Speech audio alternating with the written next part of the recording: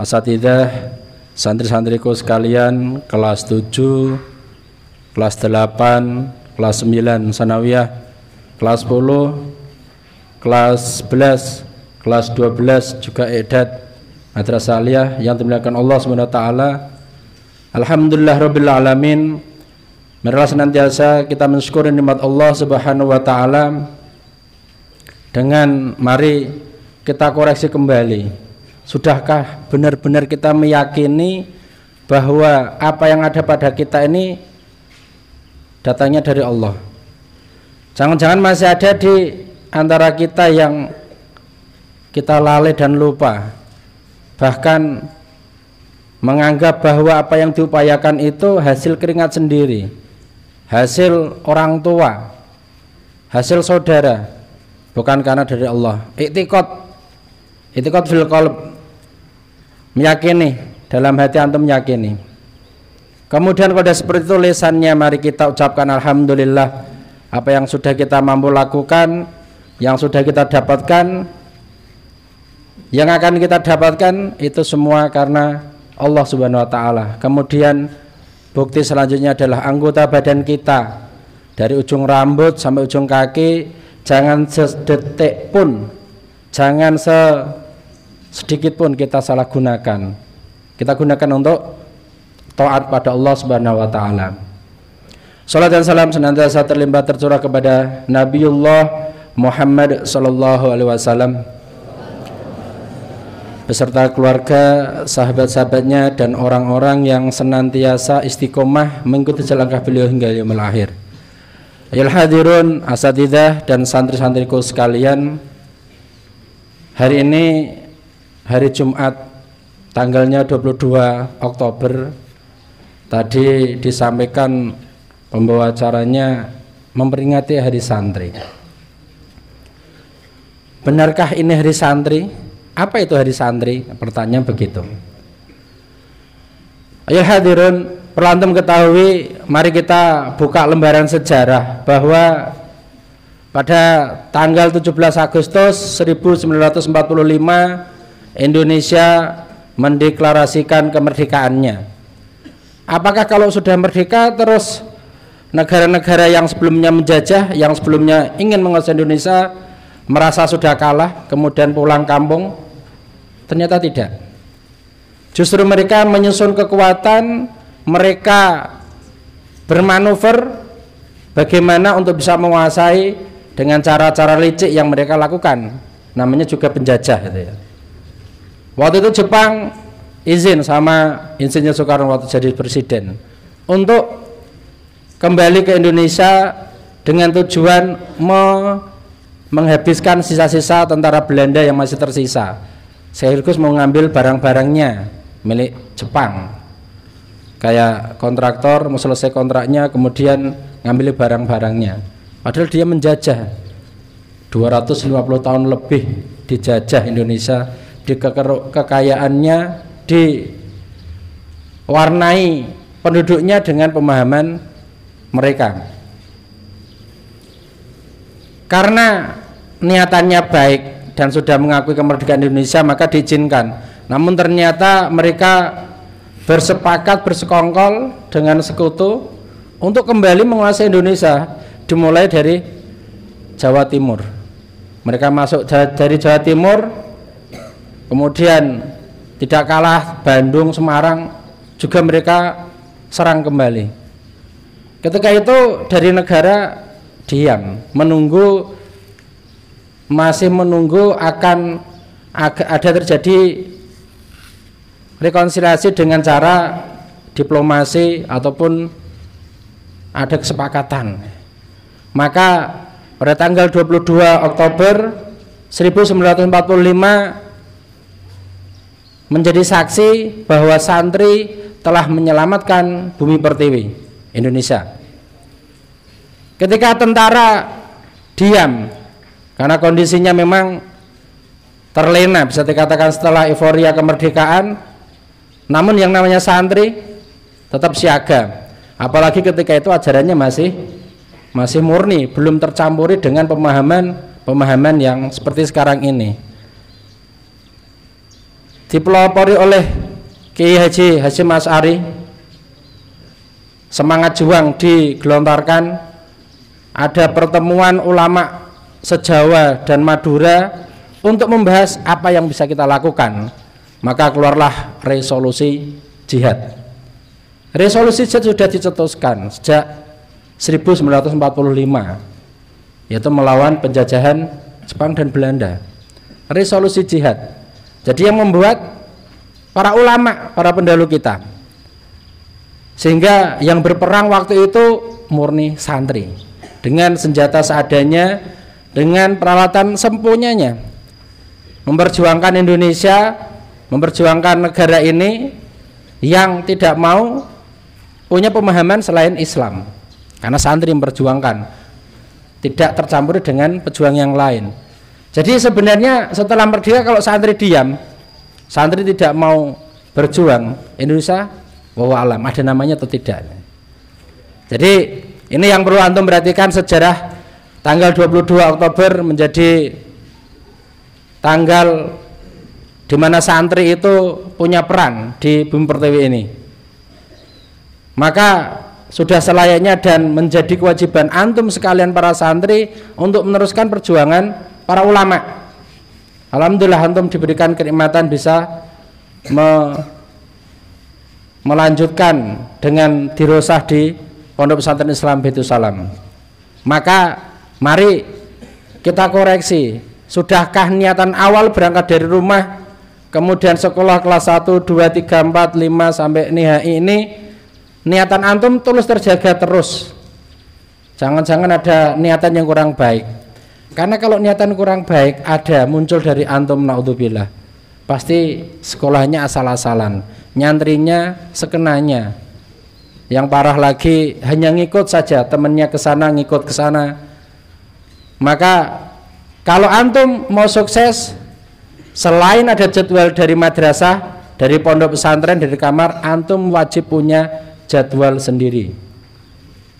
Jadwal yang mengiringi dari kegiatan 24 jamnya itu, antum punya jadwal kapan mencuci, kapan olahraga, kapan menghafal selain waktu yang sudah ditentukan, dan kapan-kapan yang lainnya yang itu harusnya antum punya. Kalau itu ada, maka insya Allah antum akan meraih sukses itu dengan sangat mudah. Kalau antum sadarnya besok ketika nihai, ya seperti sekarang antum tanya aja ke nihai yang mau lulus ini ya, para caus ini, calon ustadz. Ini waktu tinggal sebentar ya, nggak terasa itu ya, 6 tahun, 4 tahun atau 3 tahun, bentar lagi lulus. Kira-kira sudah mempersiapkan apa, sudah mendapatkan apa saja? Maka mari kita coba teladani, telaah, kita bongkar, kita kupas yang namanya santri. Ada huruf sin, ada huruf nun, ada huruf ta, kemudian ro dan ya, santri. Itu kalau bahasa apa nih, Arab yang bacanya Jawa seperti itu, di Arab Kanjeng juga seperti itu, santri. Apa sinnya? Ini Ustadz bukan kong kali kong ya, namanya Ustadz sebut syafiqul khair. Jadi berlomba-lomba dalam kebaikan, menjadi pelopor, syafiqul khair. Santri itu menjadi pelopor kebaikan. Ini kalau ditemukan di kamar, di kelas, atau di mana saja, ternyata ada yang teriak-teriak tidak karuan, ada yang kelasnya dikotori, dirusak, dicoret-coret, meja kursi juga diberantakan. Itu bukan pelopor kebaikan, itu pelopor kemaksiatan. Naudzubillah kalau ada ini. Maka pelopor kebaikan dari menerjemahkan huruf S sebagai santri ini harus ada pada antum. Kalau kebanyakan santri yang lainnya tidak menggunakan waktunya dalam kebaikan, hanya digunakan habis untuk ngobrol yang tidak jelas, tidak ada manfaat dunia apapun akhiratnya, ini antum harus jadi pelopor. Akhi, ingat, al waktu kasaif, ingatkan itu. Benar-benar waktu itu bagikan pedang. Kalau antum tidak bisa menguasai waktu, tahu-tahu loh kok sudah selesai waktunya. Ini yang harus jadi perhatian, terutama kakak aliyah nih, kak nihai. Jadi harus menjadi pelopor kebaikan, itu wajib setiap antum gitu ya.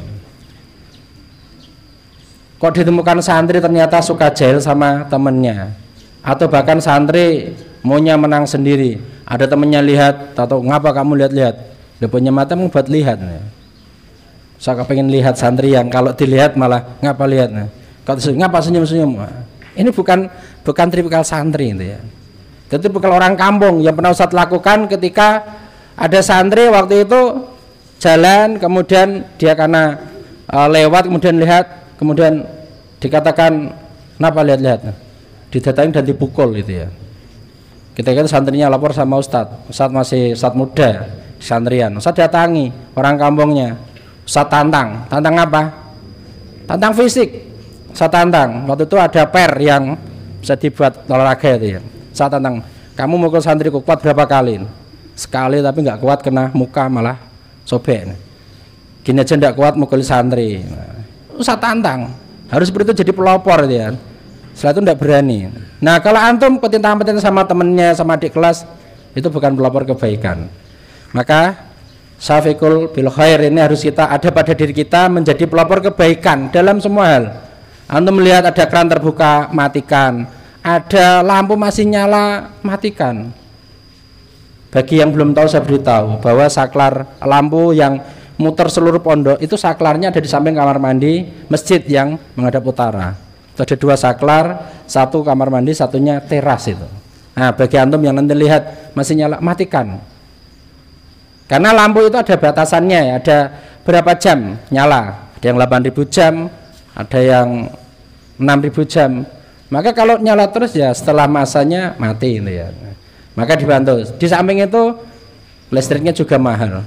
Kita setiap bulan itu tidak matiin 5 juta membayar listrik ya, setiap bulan. Apalagi air itu sekali beli 500.000, sebulan bisa 2 kali. Ya, jadi air itu ada 2 meteran gitu ya. Maka mari berhemat ya, menjadi pelopor kebaikan. Kemudian nonnya santri, non nasibul ulama.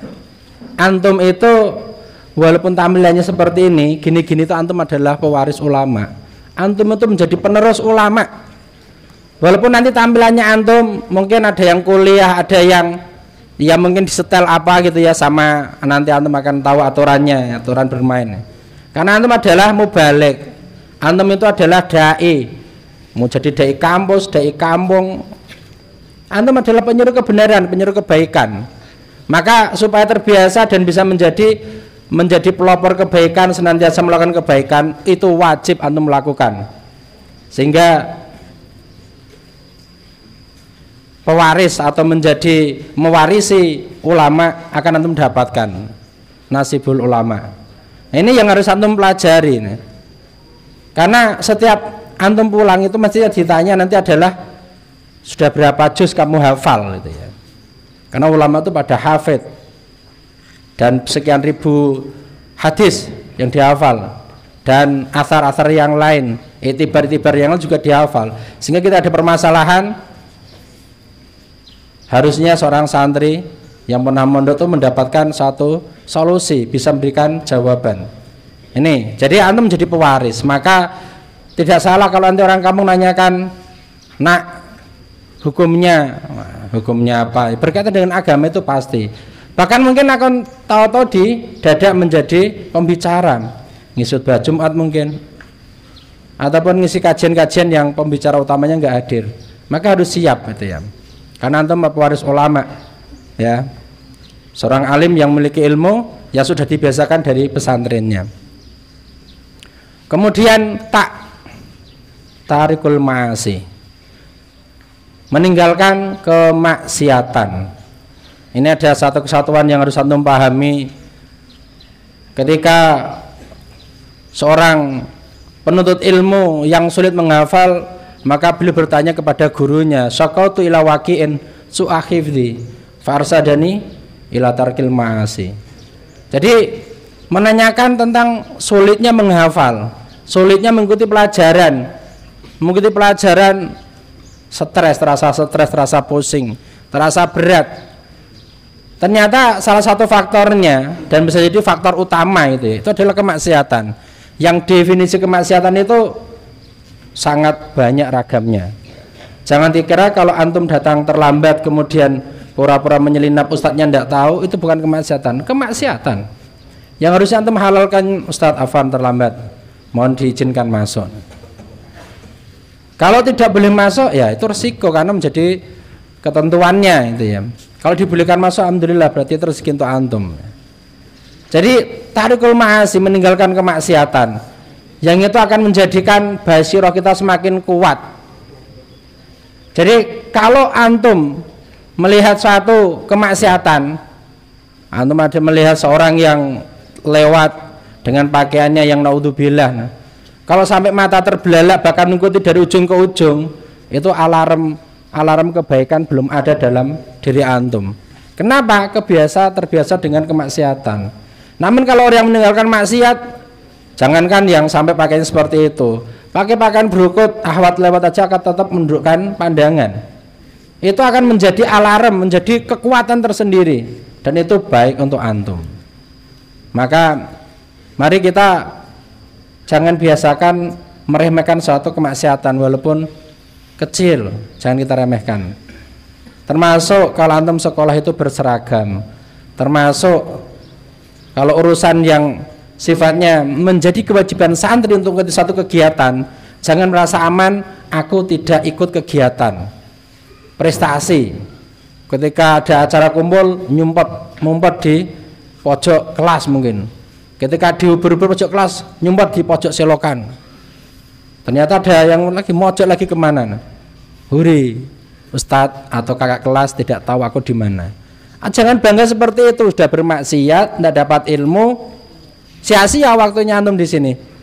Ini harus hati-hati. Ya. Nanti ngikuti dengan kegiatannya tidur di tempat atau ngantuk atau ganggu. Itu semuanya adalah bentuk kemaksiatan yang kita anggap biasa, sepele, remeh. Nah, disitulah yang akhirnya meremehkan kecil-kecil akhirnya menjadi besar, dan antum kalau dinasihati sulit sekali bisa memahami nasihat. Maka mari kita tinggalkan kemaksiatan apapun bentuknya, dan kita mencari ilmunya supaya kita menjadi lebih kuat untuk meninggalkan kemaksiatan tersebut. Kemudian selanjutnya adalah ridho kepada Allah, dan yakni adalah yakin.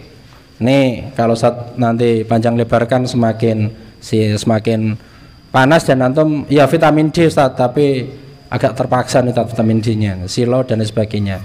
Maka jazakallah Ustaz cukupkan untuk mauidhah hasanah pada pagi hari ini, dan mari kita tunjukkan bahwa antum adalah santri sebagaimana pewaris yang tadi sampaikan, menjadi saksi menyelamatkan Bumi Pertiwi dari penjajahan.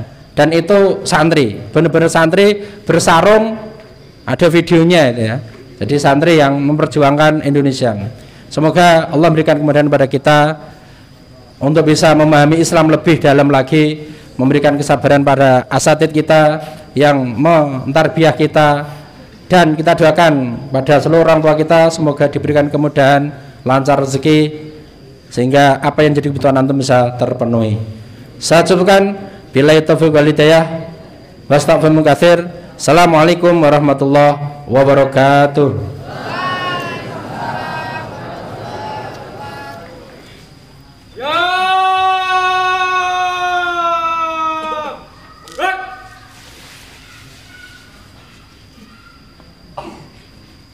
Membaca